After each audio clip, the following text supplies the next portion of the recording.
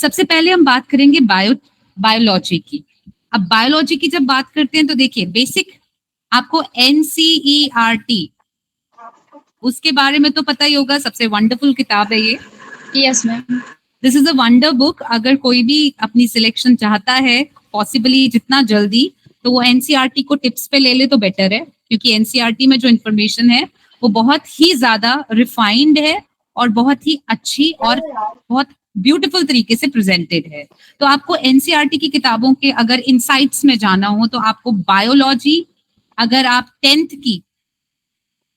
की और 9th की बायोलॉजी को अगर आप अच्छे से पढ़ लेते हैं तो वो आपके लिए बहुत ही ज्यादा बून एक्ट करेगा, आपको बहुत फायदा देने वाला है वो। अब बायोलॉजी और बायोलॉजी एंड बायोटेक्नोलॉजी, ये दोनों सब्जेक्ट्स जो हैं इंटरलिंक्ड होंगे। अब इनमें कौन कौन सी चीजें हैं जो करंट पॉइंट ऑफ व्यू से बहुत इंपॉर्टेंट हैं, तो आज हम सिर्फ टॉपिक्स की ही बात करते हैं। नेक्स्ट क्लास जब आएगी तो हम उनमें से कुछ टॉपिक्स को पकड़ के इनहैंस्ड इंफॉर्मेशन देंगे। सबसे पहले डीएनए की फुल फॉर्म क्या होती है? डीएनए की फुल फॉर्म कोई बताएगा? Deoxyribonucleic acid. ओके, डीएनए का स्ट्रक्चर कैसा स्ट्रक्चर होता है इसका? Double helical. Exactly, double helical structure. उसके बाद इसके अंदर रेप्लिकेशन होती है, डीएनए रेप्लिकेशन। एंड डीएनए के जो भी आप बोल सकते हो कि यहाँ पे जो न्यूक्लियोटाइड्स एंड न्यूक्लियोसाइड्स होते हैं, you know what is nucleotide and nucleoside? Yes, ma'am. I think it is a name of a liquid which is present in the nucleus. No, not actually. Basically क्या होता है कि हमारे पास जो इसमें nitrogenous bases होते हैं, हमारे पास कुछ नाइट्रोजनस बेसेस होते हैं डीएनए में। कौन कौन से नाइट्रोजनस बेसेस हैं डीएनए में, आप बता सकते हैं कोई? Adenine, thymine, cytosine. Okay, so those are further divided into two types, purines and pyrimidines. अब आपको बता दें ये भी प्यूरिन्स एंड पिरिमिडीन्स में डिवाइडेड होता है, और प्यूरिन्स अलग हैं दो और पिरिमिडीन्स अलग हैं, ये पता होगा सबको? Yes ma'am. आपको प्यूरिन्स पिरिमिडीन्स में डिस्टिंग्विश होना चाहिए। और आपको बता दें कि बताइए इनमें से विच of the four is not a DNA nucleotide या डीएनए नाइट्रोजनस बेस? जैसे डीएनए में जो नहीं मौजूद है वो कौन सा बेस है? Adenine, thiamine, cytosine, uracil. Exactly, uracil is the one जो कि किस में प्रेजेंट होता है? Uracil RNA. बिल्कुल, यही एक्सेप्शनल चीजें जो हैं आप लोगों को थोड़ा सा इस पे फोकस करना है। डीएनए, आरएनए और उनका फुल फॉर्म और उनके अंदर के कंपोनेंट्स, नाइट्रोजनस बेसिस, प्यूरिन्स, पिरिमिडीन्स, ठीक है। और इनकी कोडिंग होती है। कोडिंग में आपको पता है कि कौन सा किसके साथ बॉन्ड बनाता है। जैसे कि एडेनिन किसके साथ बॉन्ड बनाता है? थायमिन। और कितने बॉन्ड होते हैं बीच में? Is it a double bond और double bond. Okay, and cytosine guanine with a guanine very good triple bond. triple bond, ठीक है। So basically you are going to talk about DNA, its structure. क्योंकि DNA is a very good biomolecule, आपको पता है ये एक biomolecule है। DNA is a biomolecule, आपको पता है इसके बारे में? Yes ma'am. तो DNA is a biomolecule। और कौन कौन से बायोमोलिक्यूल्स हैं जो हमने 12th में पढ़े हैं केमिस्ट्री में? Proteins, RNA, proteins, carbohydrates, enzymes, ठीक है। उसके बाद आपके हार्मोन्स। Yes ma'am. आपको इन सब टॉपिक्स पे बहुत अच्छे से होल्ड रखना पड़ेगा, क्योंकि जब आप बायो की बात करते हैं उसमें आपकी प्रोटीन्स, कार्बोहाइड्रेट्स, विटामिन्स, हार्मोन्स, ये सब जब आते हैं तो अब इसमें हार्मोन्स के भी अलग अलग फंक्शंस हैं, अलग अलग टाइप्स के हार्मोन्स हैं, ठीक है। जैसे कि आपके हार्मोन्स में हम बात कर सकते हैं कि कुछ एक्सोक्राइन ग्लैंड्स होती हैं और कुछ एंडोक्राइन ग्लैंड्स होती हैं। तो एक्सोक्राइन ग्लैंड कौन सी होती है, कोई idea? which have ducts, Yes, which have ducts, and exocrine which have no. Ductless होती हैं, ठीक है। और इसके साथ आपका मतलब जो आएगा that would be your circulatory system, ठीक है। अब डक्ट्स वगैरह के साथ हार्मोन्स तो हमने कर लिए, हार्मोन्स में हमारे मेल हार्मोन्स आते हैं, हमारे फीमेल हार्मोन्स आते हैं। तो कौन कौन से हमारे मेल और फीमेल हार्मोन्स हैं? Do you know the details about that? Yes, ma'am. Testosterone is the male hormone and estrogen and progesterone Estrogen is is the female hormone. Estrogen and testosterone. What is the function of vasopressin? Ma'am, it releases the milk production in the woman during their after their pregnancy. And what is oxytocin? Induces labor pain. Very good, perfect. So आपके पास ये सब है, उसके अलावा आपके पास vitamins हैं। अब वाइटामिन्स जो हैं, vitamins is a huge topic again. Vitamins में आपके पास like you have different types, 2 types. What are the 2 types? Water soluble and fat soluble. Exactly, water soluble and fat soluble. और वाटर सॉल्युबल कौन कौन से हैं vitamin? ADEK. A D Fat soluble होते हैं ma'am ADEK and water. Exactly that is what I am telling you. ये आपके ADE जो है ये वाटर सॉल्युबल नहीं है, ये फैट सॉल्युबल है। वाटर सॉल्युबल आपके बी एंड सी, ठीक है। यस, वाटर सॉल्युबल आपके कौन से होते हैं? बी एंड सी। अब विटामिन्स की जब आप बात करते हैं तो विटामिन्स को डिस्कवर किसने किया था? It was discovered by Funk. Yes, और विटामिन वर्ड्स कहाँ से डिराइव हुआ है? It is derive from the word vita, VITA। Vita का मतलब, vita is a Latin word. अब कभी कभी आपको ये भी पूछ देते हैं कि ये जो वर्ड आपको दिया गया है ये इसका ओरिजिन लैटिन है या ग्रीक है या कहाँ से ये ओरिजिनेट हुआ है। सो वाइटा वर्ड जो है वो एक ग्रीक वर्ड है एंड वाइटा का मतलब क्या होता है? It is life. What does vita means? Vita means life. अब ये होते क्या है आपके? vitamins are what? Vitamins are the organic compounds. These are the organic compounds. और ये क्या करते हैं? आपकी बॉडी को न्यूट्रिशन देते हैं, डाइट देते हैं ताकि आपकी body functions, biological functions perform कर सके। कौन से फंक्शंस? बायोलॉजिकल फंक्शंस परफॉर्म कर सके। अब विटामिन्स में आपके पास 2 टाइप के विटामिन्स आ गए, water soluble, fat soluble. Water वाला याद रखिएगा BC, ठीक है। जैसे कि व्हाइट ब्लड सेल्स होता है वैसे याद रख लो, WBC।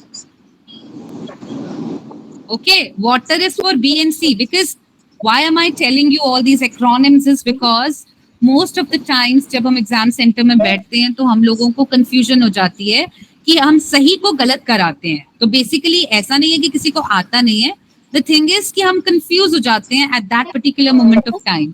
सो उस प्रॉब्लम को सॉल्व करने के लिए हमें एक्रोनिम्स की जरूरत पड़ती है, छोटी छोटी स्टोरीज की जरूरत पड़ती है जिससे कि हम आंसर को याद रखें। तो उसमें से एक हमारे पास है, अगर आपको कोई पूछता है B is a water soluble और फैट सॉल्युबल, तो उस मोमेंट ऑफ टाइम में कोई प्रॉब्लम क्रिएट ना हो इसलिए याद रखना है आपको कि वाटर सॉल्युबल में आपके B and C विटामिन आते हैं, तो WBC व्हाइट ब्लड सेल्स करके याद कर लिया। और फैट सॉल्युबल में आपके पास ADEK, ये तो आपको पता ही है, फैट सॉल्युबल में ADEK, ठीक है। अब विटामिन A का नाम, what is vitamin A called as? Scientific name इसका रेटिनल, रेटिनोल भी बोलते हैं, रेटिनल भी बोलते हैं। एंड इससे डिजीज क्या कॉज होती है? लाइक विटामिन अगर आपके पास A नहीं है तो कौन सी डिजीज होती है? नाइट ब्लाइंडनेस और Xerophthalmia. या नाइट ब्लाइंडनेस एंड ज़ीरोफ्थैल्मिया, XEROPHTHALMIA, ज़ीरोफ्थैल्मिया। ये भी आपको याद रखना है कि विटामिन E से आप, विटामिन A से अगर आपके पास बॉडी में न्यूट्रिशन प्रोवाइड नहीं हो रहा है तो it can cause night blindness और it can either cause xerophthalmia also. Fine. Next आपके पास विटामिन B1। अब विटामिन B में जो है डिफरेंट टाइप्स हैं। विटामिन B में you have vitamin B1, you have vitamin B2, you have vitamin B3,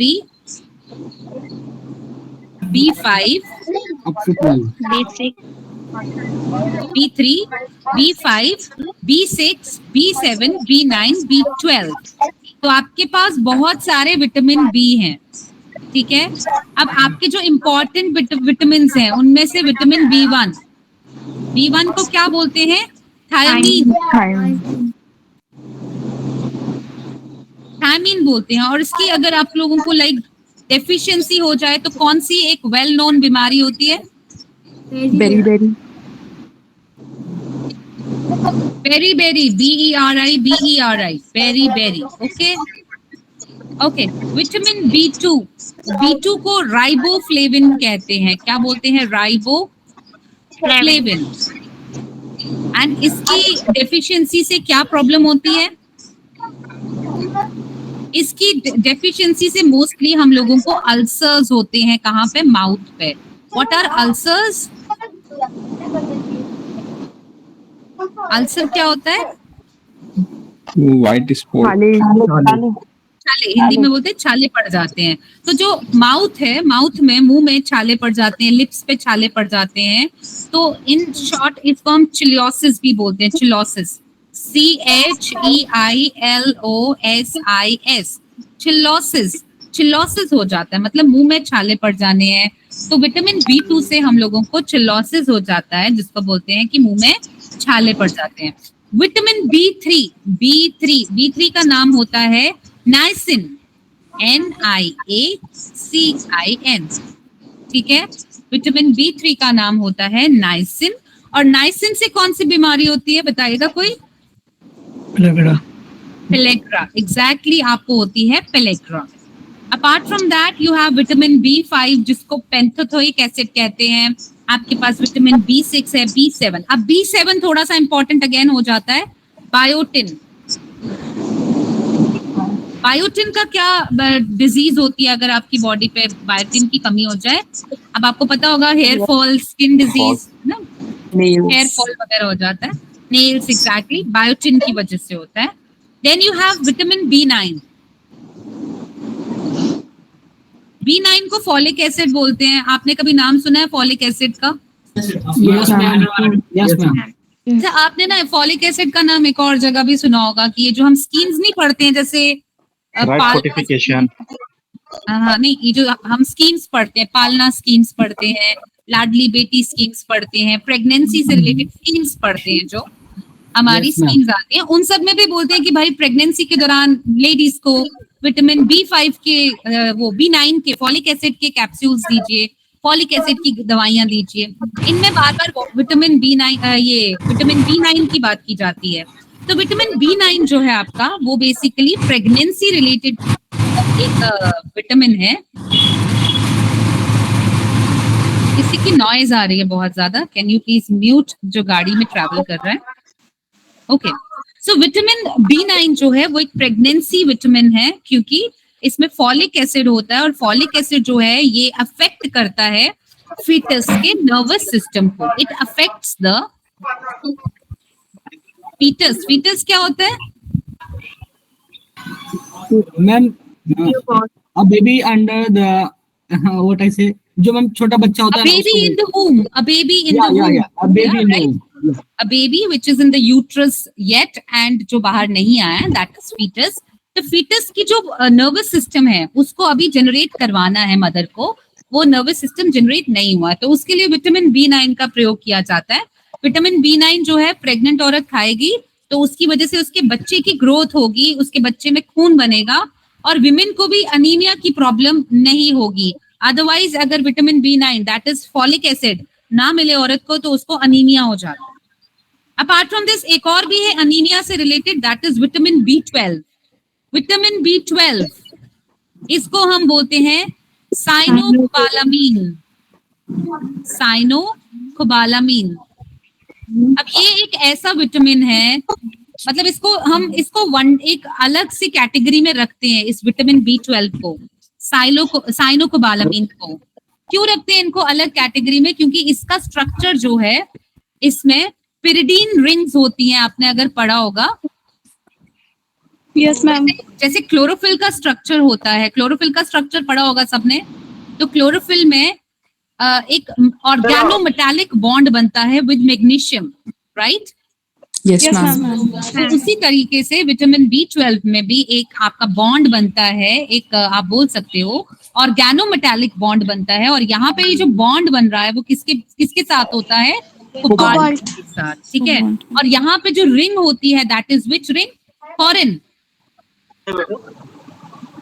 ना, कॉरिन रिंग होती है। तो ये थोड़ी थोड़ी चीजें, इन पे थोड़ा ध्यान रखना विटामिन B12 पे, कि विटामिन B12 जो साइनोकोबालामीन है इसका एक सेंट्रल मेटल होता है विच इज कोबाल्ट। एंड ये जो कोबाल्ट है ये क्यों दिया जाता है? बिकॉज ये मतलब अनीमिया को कंट्रोल में रखता है। अगर किसी को डेफिशिएंसी हो जाए विटामिन B12 की तो उसको अनीमिया की प्रॉब्लम हो जाती है और न्यूरोलॉजिकल प्रॉब्लम्स हो जाती हैं। तो ये न्यूरोलॉजिकल प्रॉब्लम से भी बचाने के लिए हेल्प करता है, ठीक है। एंड इसकी डेफिशिएंसी से क्या होता है? Anaemia and jaundice, yes, neurological disorders होते हैं, जॉन्डिस हो जाएगा। नेक्स्ट अब ये आपके पास विटामिन बी के ही सारे टाइप्स हैं, जिसमें हमने सारे विटामिन बी पढ़ लिए कि ये vitamin B1, B3, B5, B9, B12, जिसमें से विटामिन B9 और B12 काफी इंपॉर्टेंट भी है क्योंकि एक फॉलिक एसिड है और एक साइनोकोबालामीन है। तो मतलब मे बी वो आपको बोल सकते हैं कि बताओ पालना स्कीम के तहत कौन सा वाला विटामिन प्रोवाइड कराया जा रहा है प्रेग्नेंट वुमेन को? तो प्रेग्नेंट वुमेन को बोला जाता है तो आप B9। Very nice, perfect. Next आता है आपका, अब हम बात करेंगे which again vitamin C. Vitamin C जो होता है ये खट्टाई से रिलेटेड होता है, आपने नाम तो सुना ही होगा इसका, विटामिन सी। इसलिए ये एस्कॉर्बिक एसिड भी होता है, इसको एस्कॉर्बिक एसिड बोलते हैं। तो बताइए कि ये लिटमस पेपर पे क्या अफेक्ट करेगा? ये कौन से लिटमस को किस में कन्वर्ट करेगा? रेड को ब्लू में। नो, ब्लू को रेड में मैम। कैसे याद रखना है? Red is the sign of danger and acid is what? Danger. So last में हमें डेंजर मिलने वाला है, right? Blue to red conversion होती है। एस्कॉर्बिक एसिड जो है ये एसिडिक आपका होता है और ये खास करके लाइक खट्टाई में होता है। जैसे आप नींबू लेते हैं, आप सिट्रिक फ्रूट्स, ऑरेंज ले लो, आप लोग मौसम्मी ले लो, तो सिट्रिक फ्रूट में आपका जितना भी है that is vitamin C. And you should remember कि आपको पर डे विटामिन सी को हैवी, एक नॉट हैवी नहीं बोलूंगी बट एक अप्रोप्रिएट अमाउंट में आपको जरूर कंज्यूम करना चाहिए vitamin C. Why? Because it is a water soluble vitamin. Water soluble vitamin होने की वजह से ये पानी में सॉल्युबल होने के बाद आपकी बॉडी से निकल जाता है। मतलब ये आपकी बॉडी में हमेशा स्टोर्ड नहीं रह रहा है, ये आपकी बॉडी से निकल जाएगा क्योंकि वाटर सॉल्युबल है, ये आपकी बॉडी में निकल जाता है बॉडी से। इसलिए आपको अप्रोप्रिएट अमाउंट में पर डे बेसिस पे विटामिन सी को लेना ही चाहिए। व्हाई? बिकॉज विटामिन सी जो है वो वाटर सॉल्युबल विटामिन है और ये टाइम टू टाइम आपकी बॉडी से बाहर निकलता जाएगा, तो आपको वो कंट्रोल्ड अमाउंट में लेना है विटामिन सी। विटामिन सी जो है अब उसकी जो कमी है दैट लीड्स टू स्कर्वी। आपको पता ही होगा व्हाट इज स्कर्वी। स्कर्वी क्या होता है? ब्लीडिंग टू, या ब्लीडिंग गम्स बोल सकते हो, गम्स ब्लीड करना शुरू कर देते हैं। तो विटामिन सी जो है अगेन आपके लिए बहुत इंपॉर्टेंट है। Next is your fat soluble vitamin, vitamin D. अब विटामिन डी आपने देखा होगा आपकी मदर को, आपके फादर्स को, जो थोड़े बुजुर्ग होते हैं, नानी नाना को, उन लोगों को, दादी दादा को, उनको विटामिन डी के खाने को बोलते हैं जी कैप्सूल ले लीजिए। Why? Because they are responsible for what? Bone density. Yes, bones के लिए। अब बोन्स में अगर विटामिन डी की कमी हो जाएगी तो क्या होगा? बच्चों में कौन सी बीमारी होगी? रिकेट्स एंड बुजुर्गों में ऑस्टोमलेशिया, राइट, ऑस्टोमलेशिया हो जाता है बुजुर्गों में। जॉइंट पेन भी हो सकते हैं जी, जॉइंट पेन भी होते हैं ऑफ कोर्स। देखो कोई भी बीमारी बनने से पहले छोटी छोटी चीजें ही होती हैं। तो बेसिकली सिर्फ विटामिन डी रिस्पॉन्सिबल नहीं है, कैल्शियम एंड फॉस्फोरस की भी आपके बॉडी में जो अमाउंट है, ये तो आपके मिनरल्स आ गए, इनकी भी अमाउंट्स रिक्वायर्ड होते हैं बॉडी में। तो अगर कैल्शियम की भी कमी होगी आपकी बॉडी में तो उससे भी हमारी जो बोन्स हैं वो थोड़े टाइम के बाद पेन करना शुरू कर देंगे। तो basically of course yes, joint pains होने शुरू हो जाती हैं, आपकी जोड़ जो है वो कमजोर होना शुरू हो जाते हैं विटामिन डी की कमी से। आप कभी भी देखिए किसी जानवर को अगर आप लगातार अंधेरी गुफा में रखोगे तो उसकी बोन्स जुड़ जाती हैं. व्हाई? बिकॉज उसको विटामिन डी नहीं मिल रहा है. विटामिन डी का एक सोर्स है आपके पास सनलाइट से विटामिन डी मिलता है आपको. तो विटामिन डी सन में, आप बच्चा कोई पैदा होता है उसको धूप में रखते हैं, ठीक है, जॉन्डिस ना हो जाए उसके लिए. तो इसलिए ये सब चीजें जो है वो आपकी बॉडी को एक नियंत्रण, कंट्रोल देती है. ठीक है. नेक्स्ट आपके पास विटामिन ई है. विटामिन ई का दूसरा नाम है, scientific name, tocopherol. TOCOPHEROL. And ये किसके लिए रिस्पॉन्सिबल है? अगर विटामिन ई की कमी, अभी आपने देखा होगा विटामिन ई के कैप्सूल्स लेते हो आप और फेस को मसाज करते हो, विटामिन ई लगाते हैं. Yes, ma'am. Because it is an antioxidant. Yeah, it is an antioxidant. And ये जो स्ट्रेस होता है उसको कंट्रोल में रखते हैं और साथ ही में ये आपके फेस को या आपके बालों को बहुत ही साफ सुरक्षित, यस, मसल ग्रोथ करवाते हैं, आपकी मसल को कंट्रोल रखते हैं. और अगर विटामिन ई की कमी हो जाएगी तो आपकी मसल्स में वीकनेस होना शुरू हो जाएगी. मसल वीकनेस होगी आपको अगर विटामिन ई की कमी होती है. और वैसे ही विटामिन ई की वजह से स्टर्लिटी में भी प्रॉब्लम आती है. You know what is sterility? No, ma'am. No, ma'am.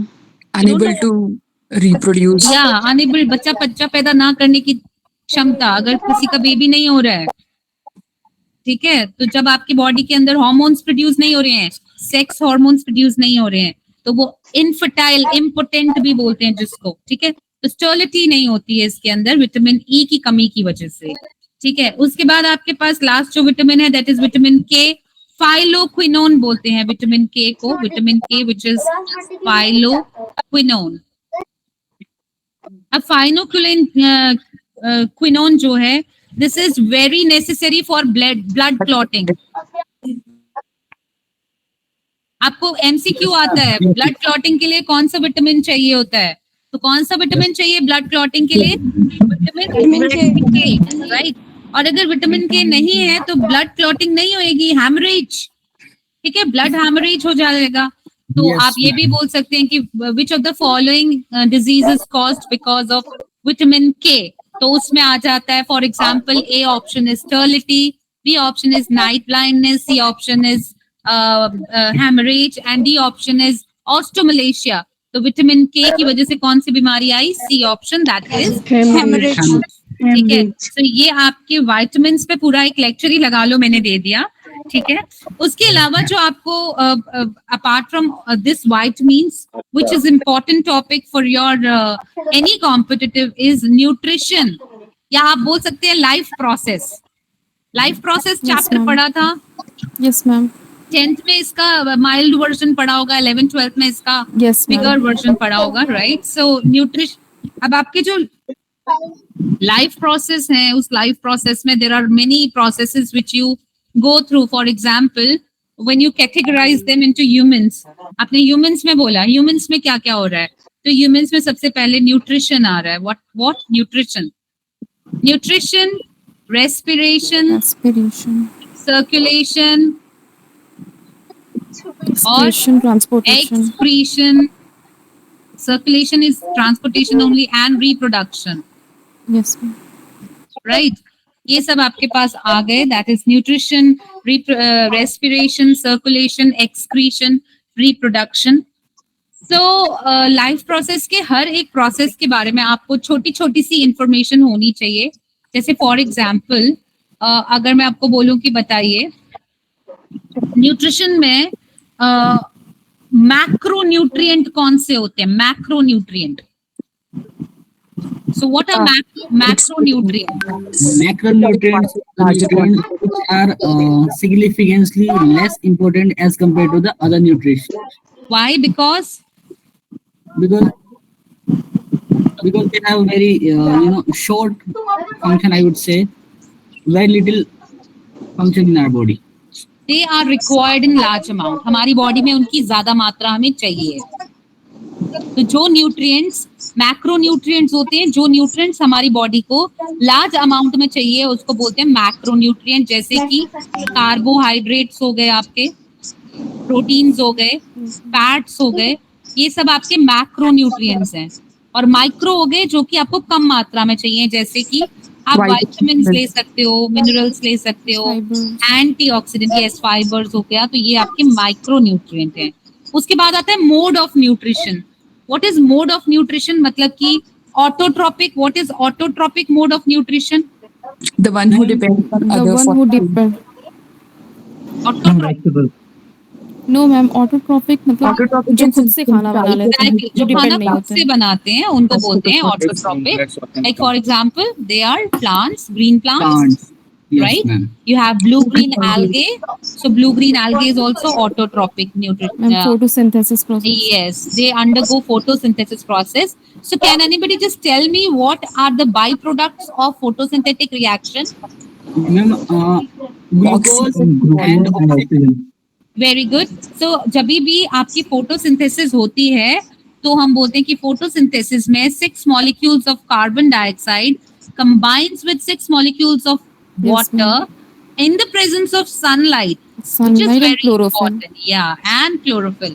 तो chlorophyll is a green pigment जो कि काफी important है। तो ये आपको ग्लूकोज बना के देता है जिसका फॉर्मूला है C6H12O6 plus O2. plus 6 molecules of oxygen are given to you, right? तो ये आपका प्रोसेस है for photosynthesis.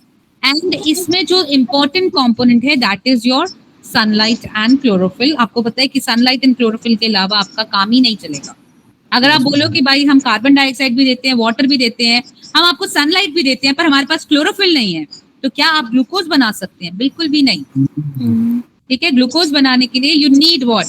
You need chlorophyll and sunlight along with appropriate amount of carbon dioxide and water.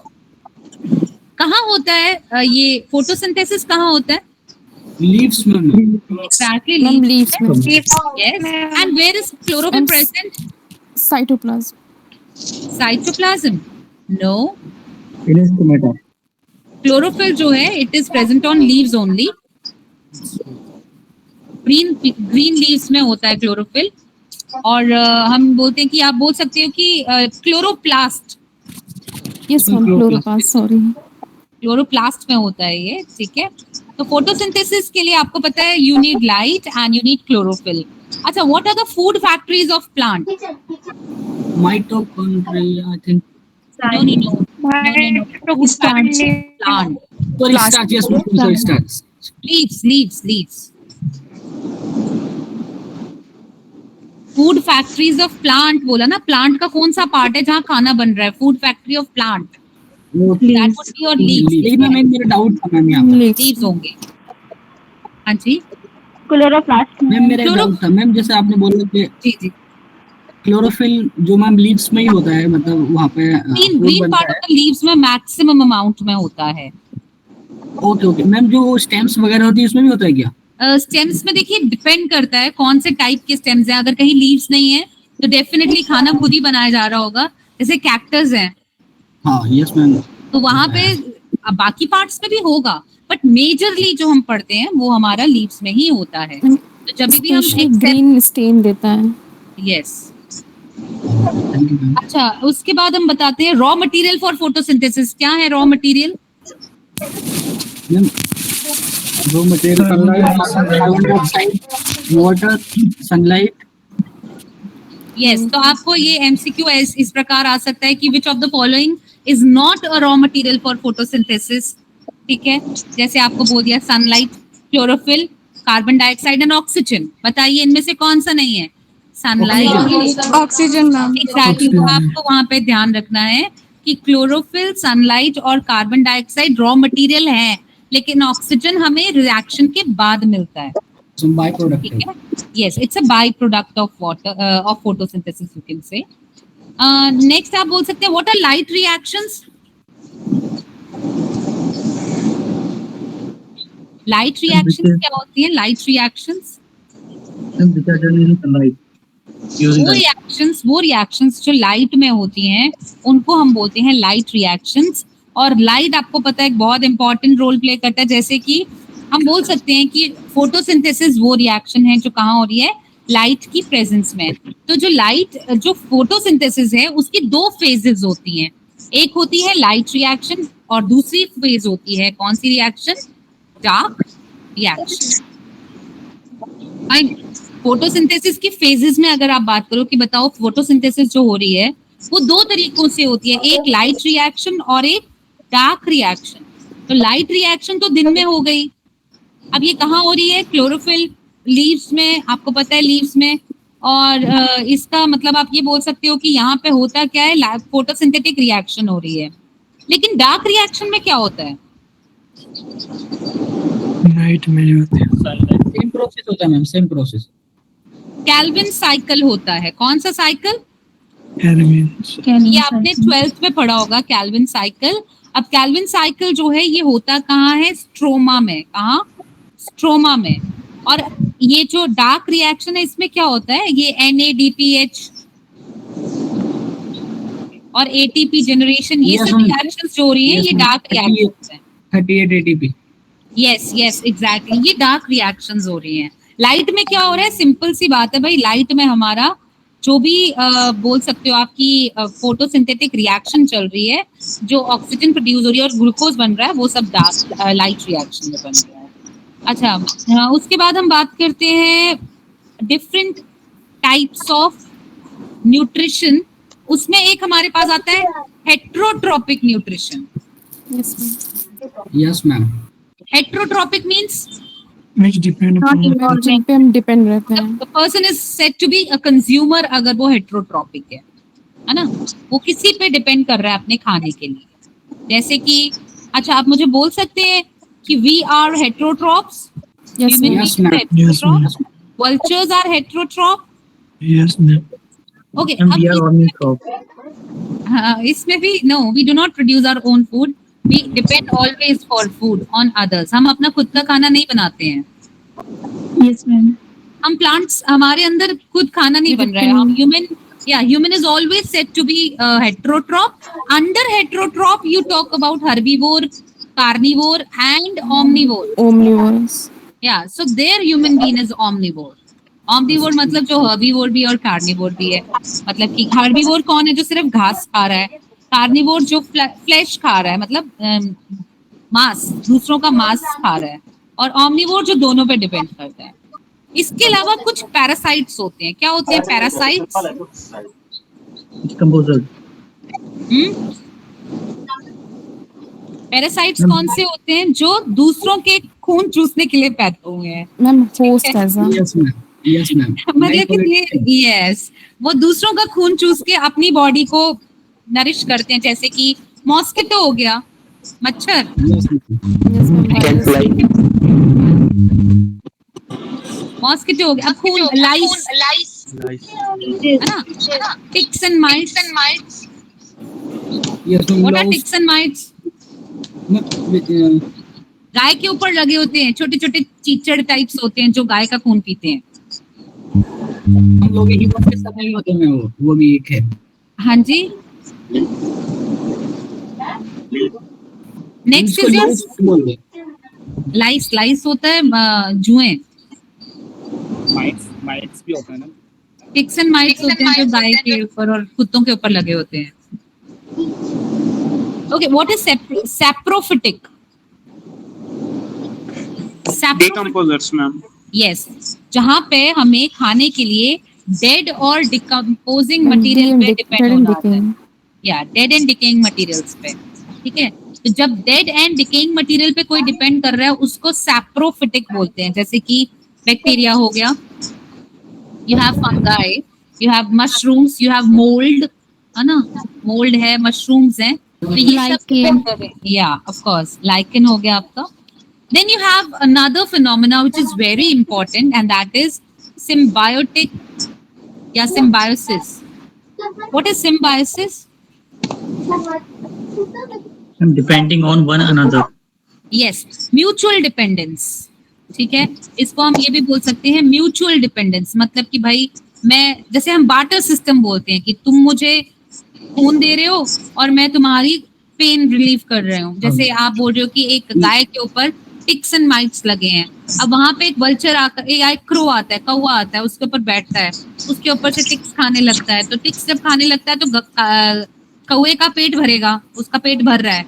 लेकिन जो गाय है उसको बहुत आराम मिल रहा है कि भाई मेरे ऊपर से मटेरियल निकल रहा है, दैट इज सिम्बायोसिस, एक दूसरे के साथ कल्याण हो रहा है एक दूसरे का। मैम इसका एक एग्जांपल हम ह्यूमंस भी हो सकते हैं, जैसे we are directly depend on the plants to get oxygen and plants are directly depend on us to get CO2. Yes, of course, photosynthesis and respiration you can say. क्योंकि photosynthesis से हमें oxygen मिल रही है और respiration से plants को carbon dioxide मिल रही है। Yes ma'am. नेक्स्ट, इसमें जो मेन एग्जांपल है दैट इज लाइकन। लाइकन क्या होता है? एल्गे एंड फंगाई का म्यूचुअल कनेक्शन। या lichen is symbiotic ma'am. yes, symbiosis. Okay, what is insectivorous? Depend on Depends on insects. future plant. You have various plants which are insectivorous. For example, you need to know few names for that. And feature Venus flytrap. Yes, pitcher plant, pitcher, Pitcher. You have Venus flytrap. You have bladderwort. ये सब आपके insectivorous plants हैं, ठीक है। Next आपका एक और system होता है that is holozoic. What does holozoic means? Holozoic Then engulfs food.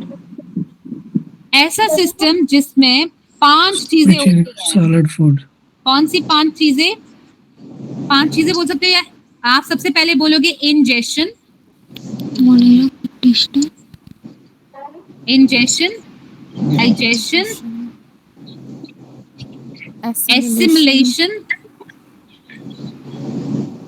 Sorry, assimilation से पहले absorption होता है। Yes, ma'am. Absorption, assimilation and egestion. जब ये 5 प्रोसेस कंबाइन होते हैं तो उसको बोलते हैं holozoic method of nutrition. Do you know that? जैसे ह्यूमंस में Yes, अगर आपको कभी कोई बोले कि बताइए ह्यूमंस में कौन से टाइप की डाइजेशन हो रही है या कौन से टाइप की न्यूट्रिशन चल रही है? होलोजोइक। होलोजोइक मतलब कि आप में ये 4-5 फिनोमेनाज होते हैं, जैसे इंजेशन जिसमें आप खाना डालते हैं मुंह से, डाइजेशन जैसे कि आप बोलते हो खाना डाइजेस्ट होना शुरू हुआ, एब्जॉर्प्शन मतलब उसमें से जो इंपॉर्टेंट चीजें हैं वो एब्जॉर्ब हो रहे हैं और एब्जॉर्ब होने के बाद एसिमुलेट कर रहे हैं मतलब एनर्जी प्रोड्यूस कर रहे हैं, एंड फाइनली जो गंद मटेरियल है वो with the help of anus that is not excreted, that is thrown out basically, ठीक है। आप अब बोलते हैं कि ठीक है हमारी, अच्छा आप बताइए ह्यूमंस में डाइजेशन कहाँ शुरू होती है? मैं हमारे माउथ से स्टार्ट हो Mouth से. और माउथ में कौन कौन से एंजाइम्स होते हैं? Saliva. Talin Saliva. टैलिन होता है सलाइवा में। उसमें वेरी गुड। बहुत सारे पार्ट्स होते हैं हमारे डाइजेस्टिव सिस्टम में। तो सबसे पहले माउथ Yes, में ma'am. हम बोलते हैं कि हमारे पास माउथ जो है वो सबसे पहले हमारे खाने की डाइजेशन शुरू करती है। तो कई बार ये भी सवाल आता है कि डाइजेशन स्टार्ट्स एट माउथ, उसके बाद stomach, small intestine, large intestine. तो आपका Yes, ma'am. डाइजेशन कहाँ पे शुरू होता है? In your mouth only with the help of saliva. और सलाइवा के अंदर कौन सा एंजाइम होता है? टैलिन। वो करता क्या है? It converts which chemical into which chemical? Ma'am glucose में कन्वर्ट करता है मैम। स्टार्च स्टार्च को ग्लूकोज में, यस मैम, स्टार्च से शुगर, यस। उसको शुगर में. एग्जैक्टली। अच्छा, what is the function of tongue? Tongue Mixing of food. Yes, mixing, खाना मिलाने का काम टंग करवा रहा है। अच्छा, टीथ कितने हैं हमारे? 32 किस टाइप के हैं? Incisors, cannons, premolar and molar. types है। इंसिजर्स कितने होते हैं हमारे? 8। इंसिजर्स कितने हैं? 8। कैनन 4। प्रीमोलर 8 एंड मोलर कितने होते हैं? 12। तो आपको ये भी याद रखना है, ठीक है। क्योंकि बहुत नॉइस आ रही है, some very bad noise is coming. Okay, अब आप बताइए what is the process of chewing called? Process of chewing. 3 months to 1 hour. Process of chewing. क्या बोलते हैं प्रोसेस ऑफ च्यूइंग को? Mastication. Yes, mastication. So the process of chewing food या chew करने के प्रोसेस को बोलते हैं mastication. अब बताइए बक्कल कैविटी से खाना कहाँ जाता है? Esophagus. Esophagus. ऑसोफेगस में कुछ मूवमेंट्स होते हैं जिसकी वजह से खाना पेट में जा रहा है. Peristaltic movement. Yes, peristaltic movement. Okay, खाना अब यहाँ से कहाँ पहुंचता है? अच्छा, आप मुझे बताइए खाना फूड पाइप इसोफेगस में जाता है, विंड पाइप में क्यों नहीं जाता है? Because of the pharynx. Pharynx and larynx are different. There is a lid which protect this. And which is that lid basically? Yeah. Epiglottis. Yeah, epiglottis. तो वहाँ पे एक फ्लैप होता है जो आपकी विंड पाइप को बंद रखता है. That is epiglottis. Epiglottis कब खुलता है? जब हम सांस लेते हैं. ठीक है. अब आप बोल रहे हो कि भाई एक ही तरफ से दो पाइप आ रही हैं, एक जा रही है विंड पाइप, एक जा रही है फूड पाइप. तो खाना हमेशा फूड पाइप में ही जाता है. और अक्सर बोला जाता है कि खाना खाते टाइम बात मत कीजिए. क्यों? क्योंकि जब हम बात करते हैं तो हमें सांस लेनी पड़ती है, और जब हम सांस लेते हैं तो एपिग्लॉटिस खुलता है. तो आप लोगों ने कई बार देखा होगा कि जब हम बातें करते हैं बहुत ज्यादा तो हमें सुंड लग जाता है, जिसको बोलते हैं कि एपिग्लॉटिस खुल जाता है और खाना विंड पाइप में चला जाता है, जिसकी वजह से लोगों की मृत्यु भी हो जाती है. ठीक है. तो यहाँ से हमें देखना है कि एपिग्लॉटिस बंद रहे, खाना खाते टाइम बात नहीं की जाए, पानी भी नहीं पिया जाए. क्योंकि जब हम पानी पीते हैं कभी भी हमारे को क्या होता है, वहां पे बातें करते टाइम पानी फंस जाता है, कई बार आपने देखा होगा. अच्छा जी, स्टमक में, अब स्टमक में भी आपका डाइजेशन होता है. स्टमक में बेसिकली क्या चीज डाइजेस्ट होती है? फूड. हाँ, फूड ही, लेकिन फूड का क्या? Complex material into simple material. Proteins. Proteins जो होते हैं, आप बोल सकते हो कि एक एंजाइम है पेप्सिन. पेप्सिन क्या करता है? वो प्रोटीन्स को ब्रेक करता है. तो मतलब प्रोटीन्स की ब्रेक डाउन या प्रोटीन्स की डाइजेशन कहाँ शुरू होती है? पेट में शुरू होती है. ये भी पूछा जा सकता है कि digestion of protein starts at stomach. And mouth में किसकी डाइजेशन होती है? स्टार्च की. ठीक है. फिर आपको बताइए पेट का पीएच कितना होता है? एसिडिक या बेसिक? एसिडिक. एसिडिक होता है, लेकिन वो बहुत स्लाइटली एसिडिक होता है. It is slightly acidic. अगर बहुत ज्यादा एसिडिक हो जाए और कंसिस्टेंटली एसिडिटी बनना शुरू हो जाए, जैसे शादी वाले खाने से एसिडिटी बहुत ज्यादा बढ़ जाए अगर, तो आपको पता है कि एसिडिटी की वजह से स्टमक में अल्सर्स पैदा हो जाते हैं. क्यों? क्योंकि जब बहुत ज्यादा एसिडिटी, मतलब हमारे पेट के अंदर डाइल्यूट एसिड है, वेरी डाइल्यूट. अगर डाइल्यूशन कम हो जाए और कॉन्सेंट्रेशन ऑफ एसिड ज्यादा हो जाए तो उसकी वजह से एसिडिटी बनती है और पेट में गैस बनना शुरू होती है. और लगातार अगर एसिडिटी बनती है तो उसकी वजह से अल्सर्स पैदा होते हैं, जिसकी वजह से हम लोगों को पेट में कैंसर भी बन जाता है, स्टमक कैंसर जिसको बोलते हैं. तो हमें इन चीजों का ध्यान रखना है कि हम लोगों को कभी भी ज्यादा एसिडिक चीजें नहीं खानी चाहिए. ओके, अब मुझे बताइए what is the next step, like stomach के बाद कहाँ जाना है? Small intestine. स्मॉल इंटेस्टाइन में कौन कौन से जूसेस मिल रहे हैं हमें बताइए? Bile juice. बाइल कहाँ से आ रहा है? Liver. Liver is the largest organ. पता है ना, लिवर सबसे बड़ा ऑर्गन. उसके बाद आपके बॉडी में पैनक्रियाटिक जूसेस भी आते हैं. Yes, ma'am. कहाँ से आते हैं पैनक्रियाटिक जूसेस? पैनक्रियास से.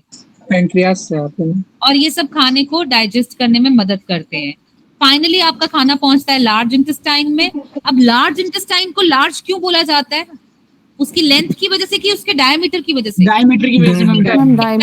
डायमीटर. एंड फिर खाना जाता है और एनस के थ्रू खाना बाहर फेंका जाता है. लेकिन एक टेम्पररी स्टोरेज होती है जहां खाना निकलने से पहले थोड़ी देर स्टोर रहता है, जो वेस्ट मटेरियल, सॉरी, उस पार्ट को क्या बोलते हैं? Rectum. Rectum. Rectum is that part जहां पे खाना टेम्पररीली स्टोर होता है. स्टोर इन द खाना नहीं, सॉरी, वेस्ट. या वेस्ट, जहां पे वेस्ट जो है टेम्पररीली रह रहा है और एनस के थ्रू वो बाहर हो जाता है. So this is your mode of nutrition. And then we talk about respiration. अब देखिए रेस्पिरेशन में आपको याद क्या रखना है कि रेस्पिरेशन में जो आपका ग्लूकोज है वो पहले टूटता है to form pyruvate. Yes, ma'am. Glucose 6 carbon होता है, पायरुवेट 3 कार्बन होता है। जब भी पायरुवेट बनता है उसके साथ एनर्जी भी निकलती है थोड़ी सी, और उसके बाद 3 तरीके के प्रोसेस होते हैं। देखिए, एक होता है aerobic. What is aerobic? In the presence of oxygen. तो प्रेजेंस ऑफ ऑक्सीजन की जो रिएक्शन है ये कहाँ होती है? माइटोकॉन्ड्रिया में। कहाँ? माइटोकॉन्ड्रिया में। रिएक्शन क्या होती है कि पायरुवेट आपका कार्बन डाइऑक्साइड और वाटर बनाता है और साथ में 38 मॉलिक्यूल्स ऑफ एटीपी बना रहा है। बहुत ज्यादा एनर्जी निकलती है यहाँ पे। इसके अलावा 2 और प्रोसेस होते हैं, 2 और भी नहीं बोल सकते, एक और, that is what? Anaerobic. Anaerobic. Anaerobic अब 2 तरीके का होता है, एक जो कि यीस्ट में होता है और एक जो कि इंसान के मसल्स में रहता है। Yes, ma'am. यीस्ट में क्या होता है? आपका अल्कोहल बनता है, इथेनॉल, प्लस कार्बन डाइऑक्साइड निकलती है, प्लस यहाँ निकलती है एनर्जी। लेकिन ये एनर्जी बहुत कम अमाउंट में निकलती है। ये वो एनर्जी नहीं है जो हमारी बॉडी में निकल रही है। ये एनर्जी बहुत लेस अमाउंट में होती है, वेरी लेस। और एक और रिएक्शन होती है जो कि हमारी बॉडी में होती है, एनारोबिक, मतलब ऑक्सीजन की एब्सेंस में। ये कब होती है एनारोबिक रेस्पिरेशन हमारी बॉडी में? जब हम विग्रस एक्सरसाइज करते हैं। यस, जब हम बहुत ज्यादा एक्सरसाइज कर लेते हैं तो हमारी बॉडी को ऑक्सीजन की डिमांड होती है, पर बॉडी में इतनी ऑक्सीजन नहीं है, तो उस टाइम पे हमारी बॉडी कोलैप्स ना हो जाए, टूट ना जाए, बिखर ना जाए, इसलिए एनारोबिक रेस्पिरेशन चलती है in the absence of muscles, और उसकी वजह से हमारी बॉडी में जनरेट होता है लैक्टिक एसिड, और साथ में यहाँ पे भी क्या निकलती है? एनर्जी। अब याद रखें कि ये एनर्जी भी जो है बहुत ज्यादा नहीं है, ये एनर्जी भी बहुत कम निकलती है। समझ आया? तो याद रखिएगा, मसल्स क्रैम्प होता है। Muscles, yes. जैसे आप वैष्णो माता जाते हैं तो वहां इतना चढ़ाई चढ़ के जाते हैं, आप जब वापस आते हैं तो आपकी बॉडी में मसल क्रैम्प हो गया होता है। व्हाई? बिकॉज आपकी बॉडी को बहुत ज्यादा रिक्वायरमेंट थी ऑक्सीजन की, बट नहीं मिल रही है, और रिएक्शन हो रही है एनारोबिक, जिसकी वजह से लैक्टिक एसिड बनना शुरू हो गया है। और वो लैक्टिक एसिड आपको अपने थाइज पे और आपको अपने लेग्स के लोअर पार्ट में, काफ्स में जिसको बोलते हैं, फील होगा। और गर्म पानी से जब आप अपने टांगों को धोएंगे सॉल्ट डाल के, तो वो वहां पे रिलैक्सेशन हो जाएगा, लैक्टिक एसिड डिसॉल्व हो जाएगा और आराम से आपके वो जो पेन निकल रही है वो ठीक हो जाएगी। Is that clear? उसके बाद हम बात करते हैं एक्सचेंज ऑफ गैसेस का। ये एक्सचेंज ऑफ गैसेस में हमारे पास इनहेलेशन होती है और एक्सहेलेशन। मैम बोर्ड में शायद कोई प्रॉब्लम आ गई है, दिखाई नहीं दे रहा है। हाँ, बोर्ड में प्रॉब्लम आ रही थी। देखिए, मेरे को अभी इंस्ट्रक्शन मिला है कि आपको इम्पोर्टेंट टॉपिक्स लिख लिए जाए पहले। तो आप ये वाले टॉपिक्स आपको ऑलरेडी पता है नो डाउट, लेकिन कुछ टॉपिक्स हम आपको और बता देते हैं कि बायोलॉजी में आपने जैसे रेस्पिरेशन कर लिया, न्यूट्रिशन कर लिया, मैक्रोस्कोप, विटामिन्स पढ़ लिए, उसके अलावा आपको और क्या क्या यहाँ पे पता होना चाहिए? Genetically modified crops. Ma'am screen नहीं दिख रही है। एक्सक्यूज मी मैम, मैम एक क्वेश्चन था। हाँ जी, पूछिए क्वेश्चन। मैम एक्चुअली मैम आपने बताया ना कि 9th-10th की बायोलॉजी मतलब ठीक है, इसको पढ़ना है, पर मैम 11th-12th में मतलब मैम बहुत वास्ट सिलेबस होता है उसमें। जी हाँ, उसमें थोड़ा सा बताइए कि कैसे मैक्सिमम अभी तक जो पढ़ाया आपने वो बायोलॉजी से ही रिलेटेड है। हाँ, क्योंकि एक लेक्चर में हम इतना वास्ट नहीं जा सकते, है ना। मैंने शॉर्ट्स बताए हैं, एक लेक्चर में जितना कवर किया है। That's why I am going to tell you about the various topics. ठीक है, मैं आपको टॉपिक्स के बारे में बता देती हूँ जो है। मैम आपको स्क्रीन दिख रही है? Yes ma'am. ठीक है, तो मैं बोर्ड पे ना कुछ टॉपिक्स लिखते जाती हूँ, आप वो टॉपिक्स देखते जाइए। आपको जेनेटिक इंजीनियरिंग के बारे में पढ़ना है, जेनेटिक इंजीनियरिंग। आपको पता है जेनेटिक इंजीनियरिंग क्या होता है? Yes, ma'am. जेनेटिक इंजीनियरिंग तो पढ़ना है, इसमें जेनेटिकली मॉडिफाइड क्रॉप्स पता होने चाहिए आपको क्या है। अब ये आपका बायोटेक का पार्ट आ गया, साथ में यहाँ पे आपका करंट भी आ जाता है, ठीक है। आपको डिजीजेस के बारे में पढ़ना है, डिजीजेस ये तो छोटी क्लासेस में आएंगी, ओके। आपको डीएनए आरएनए के बारे में पढ़ना है, डीएनए आरएनए ये आपका 11th में भी है, 12th में भी है और आपका 10th में भी है डीएनए आरएनए। आई थिंक थोड़ा बहुत पढ़ा ही होगा आपने। स्टेम सेल्स, स्टेम सेल्स और सेल्स के बारे में, सेल ऑर्गेनेलीज के बारे में, ऑर्गेनेलीज में किस किस का क्या फंक्शन है, जैसे कि कौन सी ऑर्गेनेली को सुसाइडल बैग बोला जाता है, कौन सा है पावर हाउस, कौन सा है प्रोटीन फैक्ट्रीज किसको बोलते हैं, है ना। ये सब आपको ऑर्गेनेलीज के बारे में डिटेल देख लीजिएगा। उसके बाद आपको टिश्यू कल्चरिंग, टिश्यू कल्चरिंग में ना ये आपका बायोटेक का आ जाता है। Tissue culturing, recombinant DNA, recombinant DNA technology, ये देख लेना चाहिए रिकॉम्बिनेंट डीएनए टेक्नोलॉजी क्या होती है। ये सभी अभी मैं बायो के ही बता रही हूँ, ठीक है। अब हम चलते हैं बायो के बाद next topic that is energy technologies. Energy, energy में आपको फॉसिल फ्यूल्स का पता होना चाहिए। फॉसिल फ्यूल सुना है सबने, पढ़ा भी होगा। Yes, ma'am. फॉसिल फ्यूल के बाद आपको ये भी देखना है what is the India's strategy to emission control. India's strategy to emission control, जैसे आपको पता है गाड़ी का मॉडल देखा जाता है कि बहुत पुरानी गाड़ी होगी तो वो पोल्यूशन ज्यादा कॉज करेगी, models time to time change करे जाते हैं। उसके बाद इसमें आपके फॉसिल फ्यूल्स आ गए, आपके एलपीजी, सीएनजी, ये सब गैसेस, इसमें क्या क्या होता है, what is distillation, fractional distillation, fractional distillation, ठीक है। उसके अलावा आपके कुछ सेल्स होते हैं जैसे कि बैटरीज होती हैं, जैसे lithium ion battery, Yes, ma'am. Lithium ion battery किसमें होती है? ये लिथियम आयन बैटरी फोन की जो बैटरी है, फोन में। The battery, yes, ma'am. Yes. आपके बायोफ्यूल्स क्या होते हैं? Biofuels, yes. बायोफ्यूल्स क्या हुआ? फ्यूल सेल क्या हुआ? फ्यूल सेल, बायोफ्यूल्स वो होते हैं जो मतलब हम प्लांट से कुछ ऐसा ऑर्गेनिक एक्सट्रैक्ट करते हैं, उसको फिर इथेनॉल में मिला के फ्यूल यूज करते हैं। एग्जैक्टली, इसके एग्जांपल्स देख लीजिएगा। फ्यूल सेल, फ्यूल सेल क्या होता है? यस, बायोडीजल, यस बिल्कुल। फ्यूल सेल्स क्या होता है? फ्यूल सेल होता है जिसमें आपका H2 और O2 मिलके क्या बनाते हैं? वाटर बनाते हैं। अब एक तो इसकी एफिशिएंसी बहुत ज्यादा होती है फ्यूल सेल की, दैट इज व्हाई इसको हम पढ़ते हैं over lead acid battery. Lead acid battery पढ़ी होगी आपने, यस मैम, Yes, ma'am. है ना। Lead acid battery, biofuel. Solar energy क्या होती है? सोलर एनर्जी, और सोलर एनर्जी में solar PV cells, photovoltaic ma'am cells. ये सब फिजिक्स से रिलेटेड क्वेश्चंस टॉपिक्स है यस ना? यस, बायो वाला हो गया, अब ये फिजिक्स आ गया ना, एनर्जी, एनर्जी में आ गया ये। मैं आपको टॉपिक्स बता रही हूँ जो इंपॉर्टेंट हैं पढ़ने के लिए। उसके बाद आपका न्यूक्लियर टेक्नोलॉजी आ जाता है, नेक्स्ट टॉपिक, न्यूक्लियर टेक्नोलॉजी।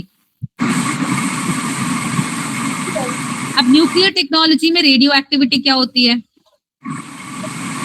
अब ये केमिस्ट्री में भी आ गया और फिजिक्स में भी आ गया।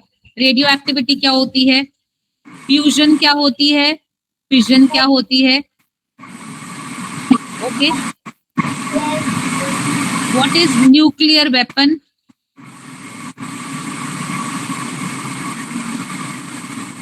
What is chain reaction? Yes ma'am. अब यहाँ पे आपका एक रिएक्शन होता है जिसमें आपका बेरियम, क्रिप्टॉन और 3 मॉलिक्यूल्स ऑफ न्यूट्रॉन बनते हैं। जब यूरेनियम के साथ न्यूट्रॉन को टक्कर मरवाओ तो barium, krypton and 3 neutrons, yes, है ना? प्रोटॉन की बम्बार्डिंग करी जाती है। यस, बम्बार्डमेंट्स जो होती है, इसमें आपके alpha rays, beta rays, gamma rays, alpha beta gamma rays. और क्योंकि न्यूक्लियर टेक्नोलॉजी है तो इससे रिलेटेड न्यूक्लियर प्रोलिफरेशन ट्रीटीज भी पढ़नी पड़ेंगी आपको, nuclear proliferation treaties.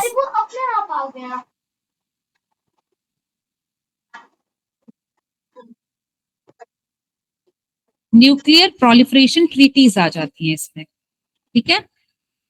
Next topic बताऊं क्या करना है?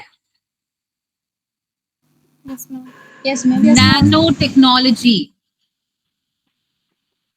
Nano technology very important. Yes ma'am. Nano technology में आप, नैनो टेक्नोलॉजी में फुलरीन्स पढ़ेंगे, फुलरीन्स पढ़ा होगा आपने पहले भी, कार्बन का एलोट्रॉप है। ग्रेफीन, अब ये टॉपिक्स वो हैं जिनके नाम आपको पता होने चाहिए और आपको पता होना चाहिए कि इसका एप्लीकेशन कहाँ हो रहा है। नैनो टेक्नोलॉजी को क्यों प्रेफर किया जाता है और लेटेस्ट नैनो टेक्नोलॉजी कहाँ यूज हुई है, लेटेस्ट टेक्निक जहाँ ये यूज हुआ है। Okay ma'am, water purification I think. Yes. Next is defence technology. Next topic है डिफेंस टेक्नोलॉजी। अब डिफेंस टेक्नोलॉजी में टेक्नोलॉजी कौन सी यूज हुई है, जैसे कि इसमें आप पढ़ते हो मिसाइल्स के बारे में, मिसाइल सिस्टम, ठीक है, वेपन्स के बारे में पढ़ते हो। इसमें आपके एक्सप्लोजिव्स भी आ जाते हैं, जैसे कि लेड एजाइड एक्सप्लोजिव। अब ये 9th 10th में कहीं नहीं मिलेगा आपको, ये अपार्ट फ्रॉम दैट है, ठीक है। इसमें आपके सबमरीन्स आ जाते हैं, और क्योंकि डिफेंस टेक्निक में आप सबमरीन्स पढ़ रहे हैं तो आपको सोनार पता होना चाहिए एंड लूनर पता होना चाहिए।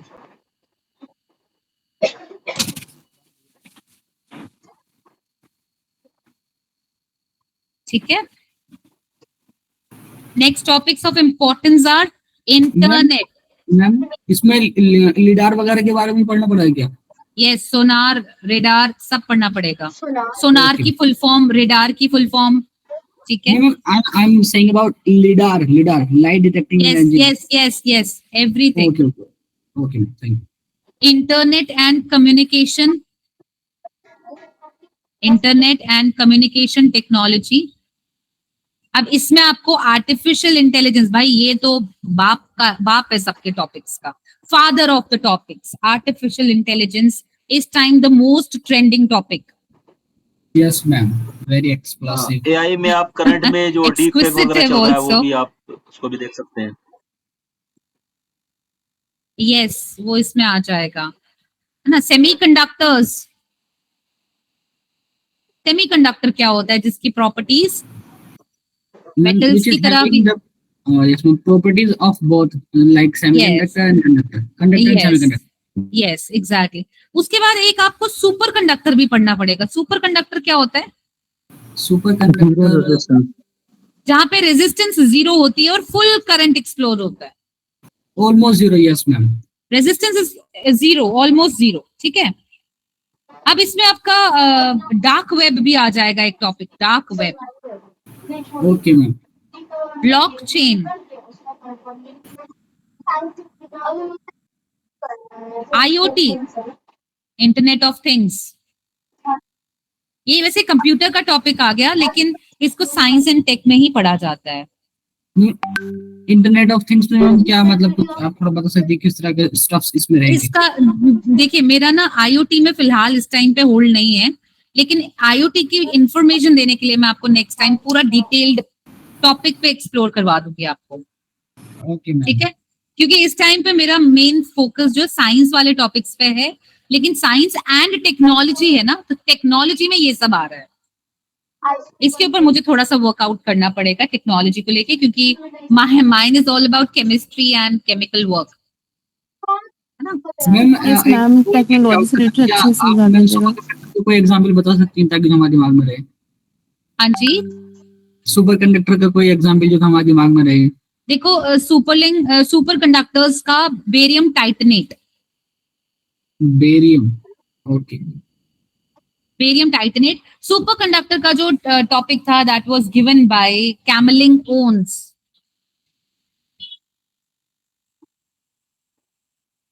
कैमलिंग ने इनकी पढ़ाई की थी और इन्होंने बहुत सारे सुपर कंडक्टर्स बनाए थे। ये टर्बियम से रिलेटेड थे, बेरियम टाइटेनेट से रिलेटेड थे।